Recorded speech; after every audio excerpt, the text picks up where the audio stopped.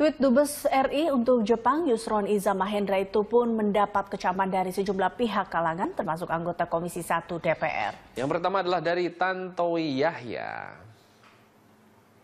Tantowi menyatakan, Dubes tidak boleh bermain di arena politik praktis, tidak boleh menunjukkan keberpihakan ke satu calon dalam kontestasi politik.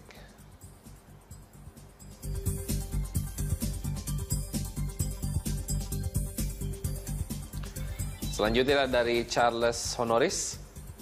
Seorang dubes adalah perwakilan negara di negara sahabat, bahkan sebagai simbol NKRI di negara tersebut. Dubes Yusron tidak mencerminkan kebinekaan yang merupakan salah satu pilar dari bangsa ini.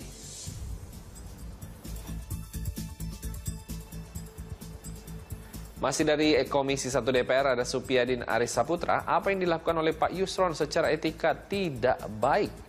Seharusnya Pak Yusron tidak mencampuri hal-hal yang di luar tugas dubes.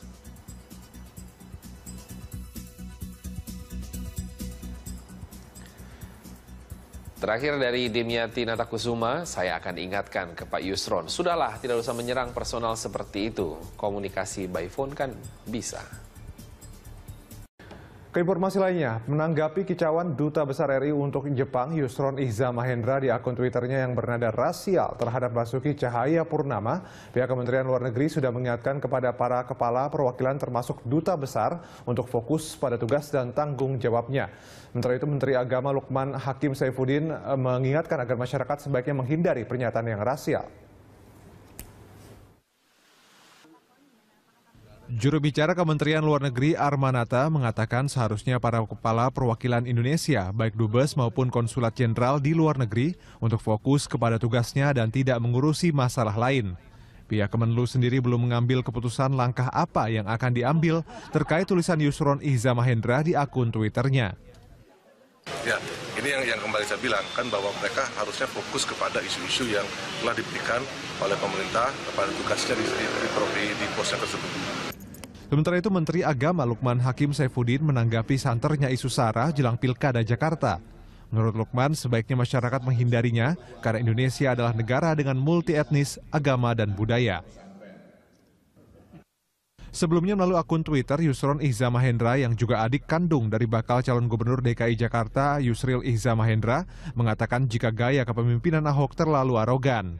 Tulisan Yusron juga menyinggung etnis tertentu yang dianggap sebagai kalimat rasial. Gubernur DKI Jakarta Basuki Cahayapurnama menganggap Yusron Iza Mahendra sebagai orang yang rasis dan menjatuhkan kredibilitas Ahok dalam pencalonan pilkada mendatang. Makin banyak calon, orang Jakarta makin untung. Asal dengarnya program ya, bukan dengerin nakut-nakutin. Kalau dia nge-tweet nakut-nakutin, hati-hati lo, kasihan lo, turunan nanti dibantai gara-gara Ahok.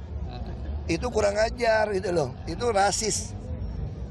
Ya enggak, apalagi dubes di Jepang lagi ngomong adiknya Yusril. Pakai nasihat begini, ini bahaya. Ini negara bahaya. Kemarin saya udah bilang sama orang-orang yang bilangin Bu Retno tuh Menlu, kalau kamu punya dubes kayak gini, waduh ini bukan Indonesia. Lain kali jangan taruh lagi orang yang pengen rubah sila pertama Pancasila. Ahok mempersilahkan siapa saja untuk mencalonkan diri dalam Pilgub mendatang, asal dengan cara dan jalan yang baik, bukan dengan menyebar kebencian dan diskriminasi. Tim Liputan, Berita 1. Menanggapi kicauan Duta Besar Republik Indonesia untuk Jepang, Yusron Iza Mahendra di akun Twitternya yang bernada rasial terhadap Basuki Cahayapurnama, pihak Kementerian Luar Negeri sudah mengingatkan kepada para kepala perwakilan termasuk Duta Besar untuk fokus pada tugas dan tanggung jawabnya. Sementara itu, Menteri Agama Lukman Hakim Saifuddin mengingatkan agar masyarakat sebaiknya menghindari pernyataan yang bersifat rasial. Juru bicara Kementerian Luar Negeri Armanata mengatakan seharusnya para kepala perwakilan Indonesia, baik dubes maupun konsulat jenderal di luar negeri, untuk fokus kepada tugasnya dan tidak mengurusi masalah lain.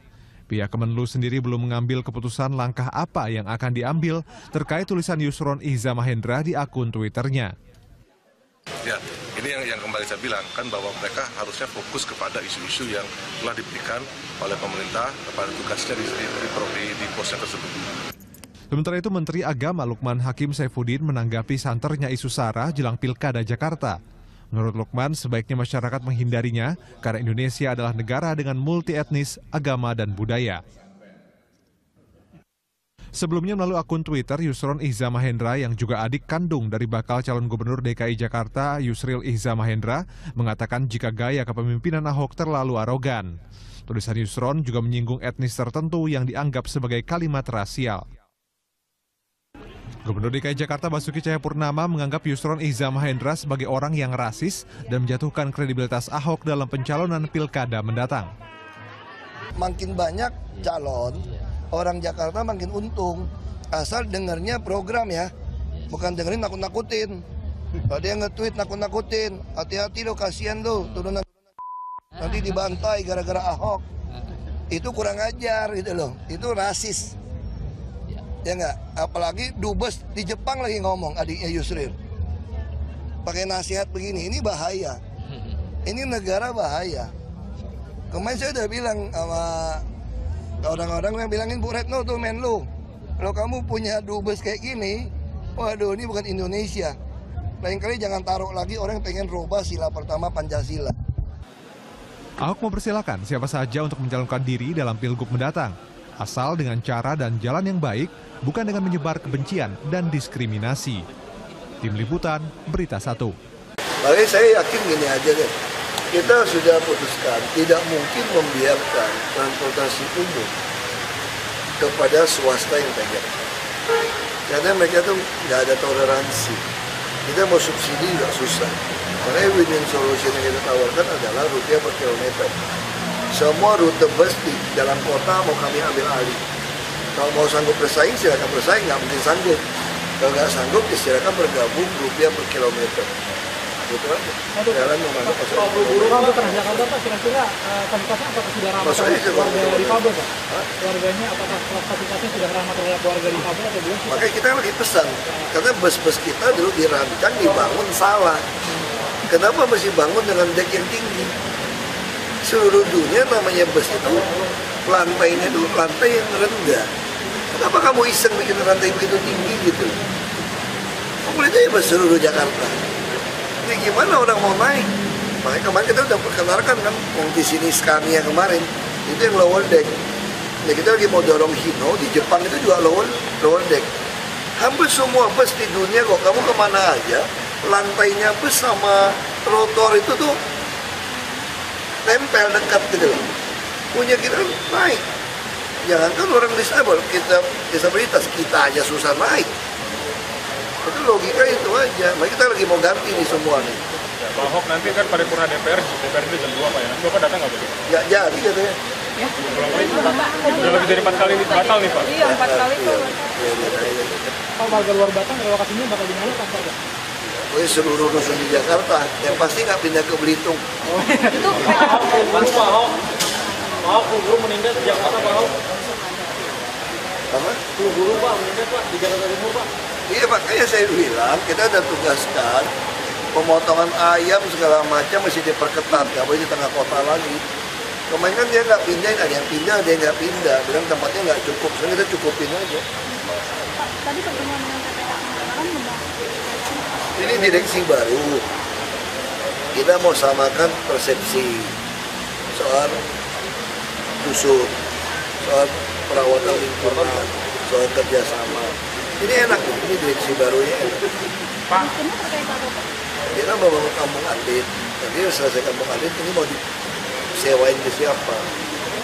Kalau mau elit itu sudah ada LRT, bisa sewa juga buat PNS DKI, bisa juga buat profesional. Itu yang saya namakan apartemen harga kos. Supaya orang-orang yang muda-muda ini ya habisin 45 jam waktunya di jalan. Dia bisa hari biasa tinggal di apartemen Jakarta, akhir pekan baru pulang ke rumahnya. Jadi hemat duit, hemat waktu. Pak Ahok, bisa mereka. Pak Ahok, tadi Kemenlu sudah menanggapi tanggapan Bapak kemarin soal adiknya Yusril Pak. Dia bilang saya segera mengingatkan Pak, tidak memberikan. Ya, apa itu mah haknya Menlu. Pak, soal yang cagar budaya di Jalan Cikditiro itu kapan gimana update Pak? Enggak, itu ternyata safe. Kalau safe bisa dibongkar, dibangun. Jadi bakal dibongkar atau dirapiin? Itu hak yang punya. Oh gitu Pak. Makanya jadi cagar budaya itu ada A, ada B, ada C. Kalau C boleh katanya. Jadi nggak diselamatin Pak atau dirapiin? Kami sayang katanya kenapa nggak jual ke kami dulu gitu. Makanya kita bilang sama beberapa orang yang dapat warisan, kalau dia merasa tidak mampu lagi tinggal di menteng, rumahnya bagus, kalau jangan tawarkan ke Pemda. Kalau tawarkan ke orang lain, dia orang pasti bongkar dong. Rumah kecil rugi kan dia kan. Terus Pemda nggak ada niatan untuk membeli itu gimana? Ya, belum tentu dia mau jual. Kita juga terdesak beli, alasannya apa? Beli rumah gitu mahal. Itu kan susah. Pak, kawasan Laut Batang nanti PKL-nya akan ditata seperti lainnya di Jakarta atau di mana? Iya, kita mau nata, mereka banyak lokasi nanti. Banyak penjara. Nah, kita harus bikin, itu kan tempat wisata, langsung lihat laut. Orang juga bisa naik perahu-perahu kecil, lihat terus-terus Sunda Kelapa. Orang mau berziarah juga, nah ini kan mesti ada penataan dagangnya. Itu juga bisa pakai, mereka dagang di dalam bangunan yang dalam kan ada juga. Nah, kita kan apa itu? Keluarga di situ juga kan ada yang berprofesi nelayan, Pak. Itu gimana? Ya silakan aja nelayan, justru bisa tamat perahu bagus. Tradisi payah kan bisa tamat perahu. Jadi mereka tetap Nah sekarang dia nelayan lewat mana? Kan cuma tinggal di situ doang kan. Kita juga lagi mau siapin yang muara baru, yang 10-12 hektar, bikin rusun. Kan belum mau sitpile tahun ini. Ya kita bertahap lah, nggak mungkin saya nyusahin orang kok. Apalagi bongkar masjid, bongkar kuburan. Juga takut dicari nanti. Pak, terkait luar Batang itu kan untuk wisata, Pak. Apakah terkait wisata untuk Asian Games juga sih, Pak? Karena kebetulan kita mau bangun sheet pile untuk nahan drop. Nah itu kan ada dua pompa, waduk fluid dan pasir ikan. Itu kalau drop lagi pasang tinggi, kenapa kita bisa tenggelam? Ini air lautnya itu masuk sejajar. Nah sekarang untung waduk fluid kenapa sekarang aman? Kalian lihat nggak sih tinggi jalan Muara Baru Raya beton? Itu sebagai bagian dari menahan drop yang masuk dari luar Batang. Sehingga dibatasin jalan ini tinggi. Nah, berarti waduk fluid tanggulnya depan sudah selesai juga. Yang masih nyambung setengah itu berarti aman waduk fluid. Tapi kalau butuh Ciliwung, kita buka ini kan pintu Ciliwung lama kan, supaya kanal banjir barat nggak tenggelam. Kalau semua buang ke kanal banjir barat dia tinggi, kali Angke nggak mau turun, barat tenggelam. Nah sekarang kita buka, buang ke Ciliwung lama. Ciliwung lama kalau buka, antar lagi pasang, airnya buang kemana? Buang ke pasar ikan. Nah pasar ikan kalau nggak di sheet pile, bawah itu kan ada jalan. Jalan itu udah kayak tanggul sementara. Kalau ini nggak mau di sheet pile, airnya masuk nggak bisa pompa. Tenggelam semua di Jakarta. Ya ada kita sekalian sheet pile, dia rapikan sekalian. Artinya memang awalnya untuk banjir dulu, tapi sekalian dimanfaatkan untuk wisata juga gitu. Kan memang tamannya DKI. Sekarang parkir bus-bus gimana? Saya pengen Masjid Luar Batang itu dipandang dari Sunda Kelapa, dari laut. Kalau udah bersih kan rumah-rumah kan tutupin kanal itu. Kalau udah dibongkar kan jadi bersih. Terus ada tanggul 3,8 meter. Bukan dari muka laut loh. Jadi kalau hitung sana rendah 1,7 bisa 67 meter. Nah kalau 7 meter masih bikin jalan inspeksi juga supaya rata. Padahal begitu naik, ya supaya masjidnya jadi bagus kan. Pak, warga curiga kalau revitalisasi Luar Batang itu untuk fasilitas apartemen.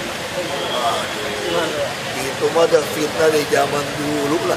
Kamu lihat aja selama saya jadi wagub sampai jadi gubernur. Ada nggak saya gusur barang terus jadi apartemen, jadi hotel, jadi mall? Itu mah cerita zaman dulu. Sekarang saya mau tanya, semenjak Pak Jokowi dan saya waktu kita menertibkan lahan hijau segala macam, ada nggak yang jadi mall, yang jadi apartemen? Yang ada saya beli apartemen. Iya, makanya. Ya, kita mau belagu sekarang mau jual barang kita beli. DKI duitnya banyak, Anda udah nggak beli UPS lagi. Pak Ahok, Pak Semanggi. Pak Semanggi. Semanggi tanggal 8. Bukan tanggal 4, Pak. Besok. Itu 4 apa tanggal 8, Pak? Hah? 4 apa tanggal 8, Pak? Tanggal 8, bukan besok. Tanggal 8. Oh, 8 April Jumat. jadinya apa ya? Ya. Oh. Itu nanti jalur mana sih Pak yang mau dibangun swasta gitu Pak? Bukan jalur, Semanggi kan? Oh iya, Semanggi. Langsung jadi aja. Oh, itu nggak pakai swasta tuh? Wah, di situ udah videonya, udah ada videonya. Itu swasta ya Pak? Swasta apa gimana Pak? Swasta Pak? Swasta yang bangun ini. Swasta yang bangun.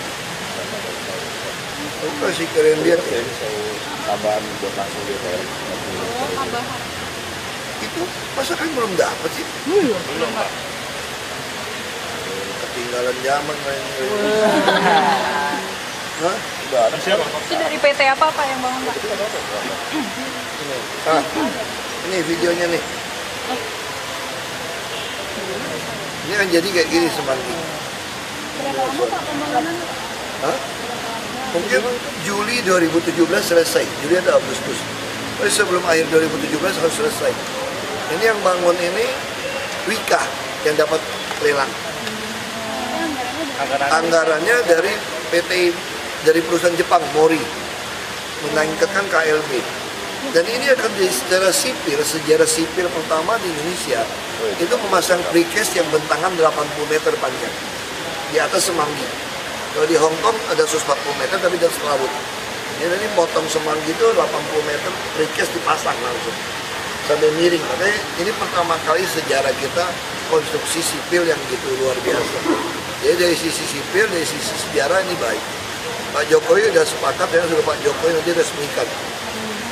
Beliau udah saya laporkan anak groundbreaking ini akan mengurai banyak kemacetan. Ini malam hari ini. Iya. Berapa jumlahnya Pak? Anggarannya Pak?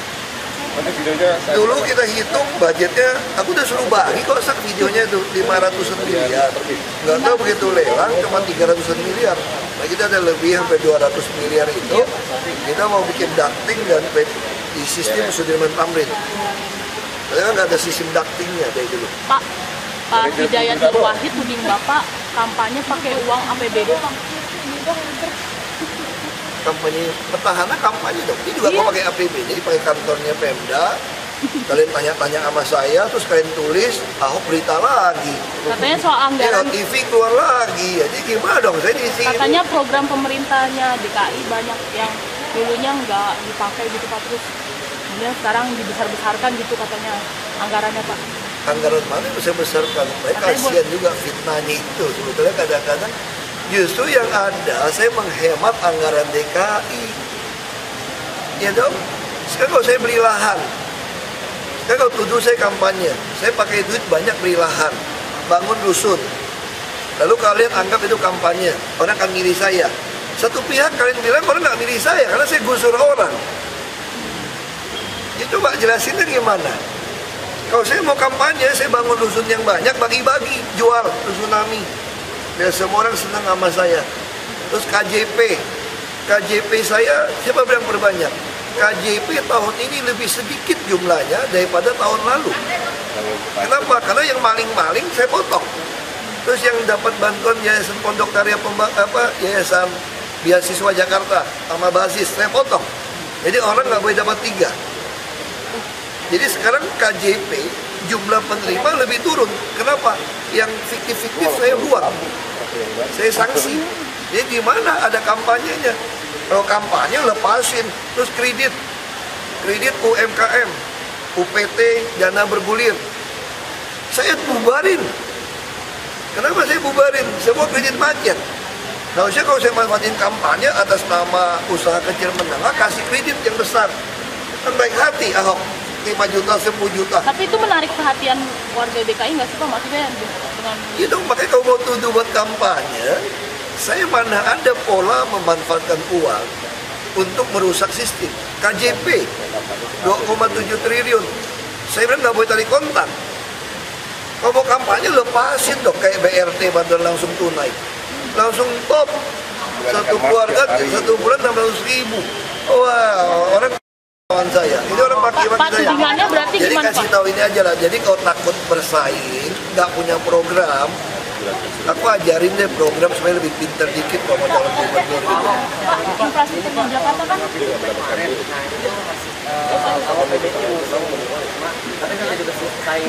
Ya, semua itu masih bisa bersaing kok. Kan waktu masih panjang.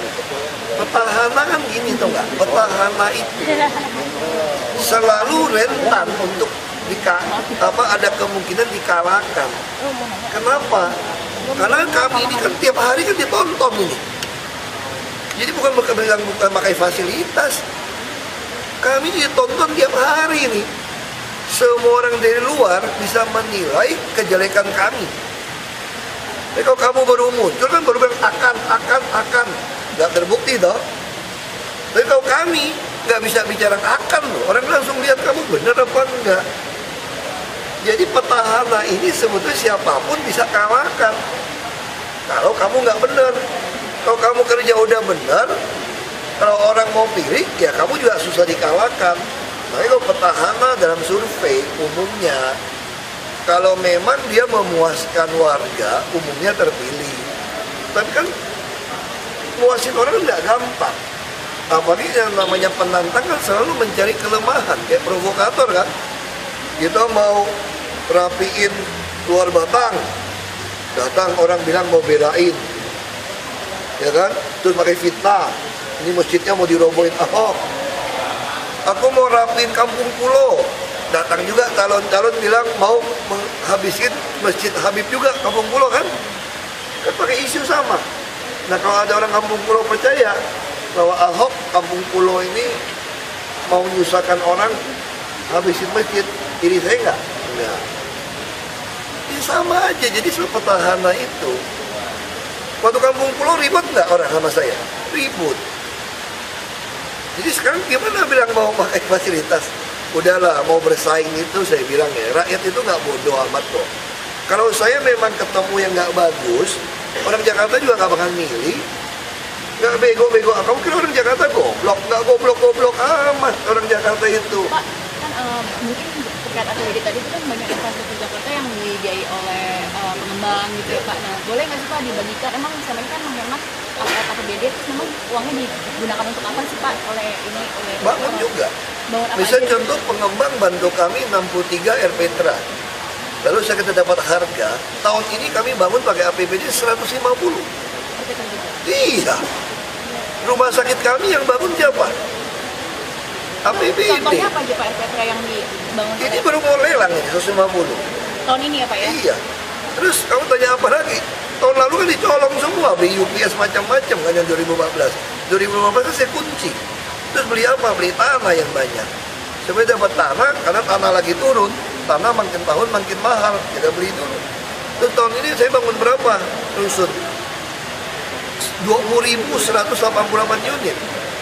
Terus kita tahun ini bangun berapa? Jalan layang kayak Permata Hijau. Kamu sekarang suka nggak lihat Permata Hijau? Kita bangun 9 lagi. Terus kita bangun langsung koridor busway ke arah Ciledug. Masih kurang 4 km. Terus kita beli truk semua. Alat berat semua punya kita. Tahun ini kurang lagi dump truk untuk PU karena banyak galian. Beli lagi 200. Terus yang sisa truk sampah yang tahun 2012 baru 3 tahun 4 tahun bagi-bagi ke Bekasi. Terima kasih. Misalnya tanaman toga dulu itu, obat keluarga. Nah, saya kira ini sangat baik dan di standar futsalnya juga standar internasional ini. Jadi futsalnya bagus. Memang kita lagi usahakan nanti toiletnya juga ramah disabilitas. Memang pintunya masih sliding gitu. Jadi ke depan kita harapkan semua RPTRA tamannya juga ada gadget lock supaya orang-orang yang tunanetra juga bisa pakai jalan. Nah, termasuk yang penyandang kursi roda. Saya kira ini bagus. Yang penting sekarang lurah ini udah kantor lurah. Lurah harus temukan. Misalnya saya masih temukan ada orang yang putus sekolah di SLNB, sekolah luar biasa. Nah, kita juga lagi siapin bus sekolah. Jakarta ini waktu kami masuk 40% anak usia sekolah nggak sekolah. Saya nggak tahu setelah ada program KJP, harusnya ini menurun tajam. Sudah menurun tajam, kita lagi berusaha cari. Jangan ada anak yang tertinggal untuk sekolah. IRP kita lagi pertimbangkan, kalau lelangnya pihak swasta yang dapat lebih banyak, lebih baik kami investasi sendiri. Karena fungsi IRP kan bukan uang sebetulnya. Bagaimana mengontrol jumlah kendaraan dan uang yang didapat, kami subsidi ke transportasi massal seperti LRT maupun BRT, Bus Transjakarta. Jadi kita hitung, kalau swasta mau balik modalnya lama, ngapain suruh dia invest? Kalau 1 triliun mah kita invest sendiri. Ya nggak? Di UPS aja 1,2 triliun, masa nggak bisa beli? Ya? Kalau kita invest sendiri bisa, kita lagi pikirkan kalau Pak Hukum minta presiden aja. Invest kan presiden kan dukung. Pak, soal 3 in 1 gimana? Makanya 3 in 1 sebetulnya jadi mati 3 in 1. Kita coba lihat, anak kecil kalau pagi-pagi suasana mobil gitu harusnya bangun nggak anak-anak? Jadi kenapa anak-anak yang dibawa untuk 3 in 1 semua tidur gelap? Ini kita temukan ada yang kasih obat tidur, 1 bulan dikasih obat tidur. Ini bahaya anak-anak yang kecil udah rusak otak seperti ini. Nah, apakah gara-gara cuma takut macet kita lebih ikhlas anak-anak masa depan rusak? Nah, sekarang kita gimana mau bikin peraturan anak kecil nggak boleh? Nggak bisa juga dong. Kalau ada orang bawa bayi ini gimana? Jadi sebetulnya menurut lagi dikaji, kalau menurut saya lebih baik nggak ada kerinduan. Macet juga orang nyesuaiin sendiri. Saya kan lepasin bus yang lebih banyak. Yang penting koridor satunya itu kosong. Orang kalau dari Blok M ke kota cepat, dia lebih baik parkir di Blok M, di mall, dan naik bus. Ya kan? Yang kedua, yang masalahnya kan bus yang dek rendah belum siap. Kami pengen masukkan itu, sekarang nggak usah naik tangga juga Transjakarta. Jadi kirinya ada bus tingkat juga yang lewat. Jadi ini akan mempermudah orang. Nah, saya mau coba koridor 1, yang 3 in 1-nya kita mau cabut ini. Apa Pak target penghapusan 3 in 1? Kita lagi bicara sama polisi, karena ini juga masih koordinasi dengan Polda. Kalau Polda nggak setuju, saya nggak bisa. Yang nggak ada kan mereka. Soal dukungan data sebelum kan ada SP1 sebelum kira-kira kamu bakal mengeluarkan? Apa yang mau ditemuin? Kalau dia ngotot, ya kan? Kita bukan nggak ketemu. Kita kok ketemu itu kalau kamu bisa nerima usulan saya pindahin kamu tempat lebih baik. Dan kamu sadar nggak? TBC di Jakarta ini, di Indonesia, itu menyumbang 10% TBC dunia. Dan kita nomor 2 TBC terbesar. TBC satu orang bisa ngeluarin ke 10 orang dengan cepat. Kalau tinggal di kawasan kumuh, ini daerah yang rawan kena TBC. Anda tinggal di sungai, di laut, langsung jemput-jemput nggak ada matahari masuk. Saya nggak mungkin membiarkan Anda sakit, anak-anak Anda rusak. Saya kan pindahkan Anda kan ke rumah susun. Anak Anda di rumah susun dapat KJP, dapat bus sekolah, kamu yang tua naik bus nggak bayar, ya kan? Mau kerja kita cariin di KBN, mau usaha kita juga siapin modal. Jadi sebetulnya ini lebih baik tindakan Anda. Dan efeknya apa? Masjid Luar Batang katanya saya mau robohkan. Justru kalau ini semua bersih, Masjid Luar Batang tuh wisatawan datang enak, karena dia punya plaza halaman yang luas. Lebih bagus di laut. Itu sejarahnya Masjid Luar Batang kan itu. Dia mendarat di Betawi ini, dia bikin masjid, udah menang nih. Jadi pendaratan pertama di situ juga apa? Ya. Pak, soal hibah truk, Pak, rencana di mana lagi, Pak? Kita bukan gusur, pindahin. Bangunannya gusur. Saya nggak tahu berapa orang, mungkin ada bertahap ya, mungkin 1000 lebih kalau saya kira. Oh siap, kita harus siap. Pak Ruhut bilang Bapak udah ketemu dengan... Ini udah ada yang pindah, ada lebih dari 15 keluarga pindah kok kemarin. Ada yang ke Marunda, ada yang ke Desa, ada yang ke Lubang, saya lupa. Pokoknya intinya, saya ingin semua yang dudukin tanah negara, jalur hijau, yang buat sipil, semua dibersihkan. Saya nggak tahu ada pertanyaan. Bapak Ruhut bilang Bapak sudah ketemu dengan Ica dan Pramono. Telepon, aku kenal berdua, Ruhut aku kenal, dia telepon. Apakah dia tadi dikasih kuat? Nggak tahu. Politik susah. Katanya juga ada yang Demokrat mau mencalonkan Pak Karwo. Gubernur Jatim sekarang, kan udah mau selesai. Dia mau dipilih ke Jakarta.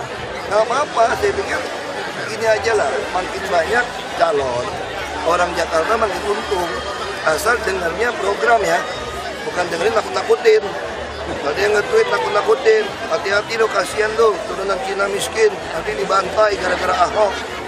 Itu kurang ajar gitu loh, itu rasis. Ya enggak, apalagi dubes di Jepang lagi ngomong adiknya Yusril. Pakai nasihat begini, ini bahaya. Ini negara bahaya. Kemarin saya udah bilang sama orang-orang yang bilangin Bu Retno tuh Menlu, kalau kamu punya dubes kayak gini, waduh ini bukan Indonesia. Lain kali jangan taruh lagi orang yang pengen rubah sila pertama Pancasila. Orang Partai Bulan Bintang tuh pengen rubah Pancasila, sila pertama mau dirubah. kayak Masyumi itu ya masalah. Itu masalah gitu. Tapi kalau mau Anda bilang ke masyarakat, kalau saya jadi gubernur, saya bisa kasih ini, bisa ini. Ya kalau masyarakat percaya kan kamu dapat suara. Karena kalau jual-jual agama kan pengecut. Itu pengecut dan sebetulnya itu menghina Tuhan. Kalau kamu memanfaatkan firman Tuhan, rasis, kamu menghina Tuhan. Karena Tuhan aja nggak rasis. Anda Islam toh, saya Kristen dapat udara yang sama. Kalau Tuhan anggap Kristen kafir, bunuh gua sekarang aja.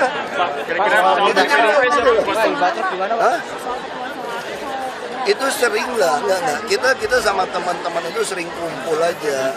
Mereka kadang kan datang mampir, 2 orang 3 orang makan sambil ngobrol gitu loh. Cuma semalam tuh datangnya lebih banyak.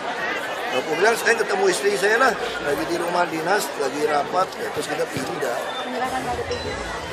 Beberapa udah nggak kasih ke saya, KTP kasih ke teman Ahok. Pak Ahok, kira-kira dari PDIP saingan paling kuat siapa Pak? Calonnya Pak? Kalau diusung calon yang akan diusung dari PDIP, kira-kira paling kuat siapa menurut Bapak? Saya nggak tahu. Kalau PDIP ngusung mungkin ngusung Pak Jarod mungkin. Apa ini yang paling kuat dari PDIP Pak? Saya nggak tahu. Tanya ke PDIP dong, saya nggak tahu. Pak, Pemprov DKI Bapak itu gimana Pak? Di Banten Sampah, terima kasih. Iya, kita ada beberapa truk-truk bekas yang buatan tahun 2012, 2008 sampai 2012. Nah, kita beli truk baru terus nih. Kita putuskan kasih aja ke sebelah supaya bantu mereka juga bersihin. Orang Bekasi kalau kotor juga sama kayak orang Jakarta kok yang kerja kok. Kalau kamu tinggal di Bekasi kotor, kamu kerja Jakarta kamu juga stres, kasihan. Kita juga kayak PU tahun ini mau beli lagi 200 truk besar-besar. Kita beli truk terus bagus. Jadi yang udah yang 3 tahun, 5 tahun ke bawah, kita kasih aja tetangga-tetangga kita. Satu pertanyaan Pak Ahok. Di kawasan elit seperti di Pantai Indah Kapuk yang menyalahi RTH. Siapa bilang Pantai Indah Kapuk menyalahi RTH? Itu diselesaikan zaman Pak Harto dari tahun 95, 92. Jadi kalau orang bilang rumah saya juga Kelapa Gading juga nyalain RTH. RTH mana ini salahin? Jadi orang jangan suka fitnah. Kalau saya mau istana pun menyalahi RTH, aku bongkar. Nggak kenal Ahok aja kamu. Cuma kalau itu aturannya benar, jangan fitnah. Jangan fitnah seolah-olah ini ada hubungan orang turunan Cina macam-macam kayak gitu, nakut-nakutin. Kalau Ahok ikut pemilihan bisa dibunuh, bisa rusuh, itu ngancam. Ancaman pengecut. Makanya saya ingatkan para pengecut, ini negara didirikan dengan darah dan nyawa semua suku, ras, etnis. Dan kita sudah membangun fondasi 4 pilar, Pancasila, UUD 45, Bhinneka Tunggal Ika, dan NKRI ini udah pasang fondasi. Kita sekarang bersama-sama membangun tembok dan membangun atap rumah Indonesia, rumah Pancasila. Kalau kalian masih mau bongkar tembok, saya akan lawan kalian. Saya ingatkan kalian. Saya juga baca di berita sih, jadi saya analisa. Jadi itu survei mereka kita analisa. Ini kayak dulu kan ada sesuatu yang menurut kita agak anomali dalam dunia politik. Misalnya contoh gini, kalau kamu kepuasan atas pekerjaan kamu tinggi, biasanya langsung diikuti oleh elektabilitas yang mendekati angka itu, umumnya gitu ya.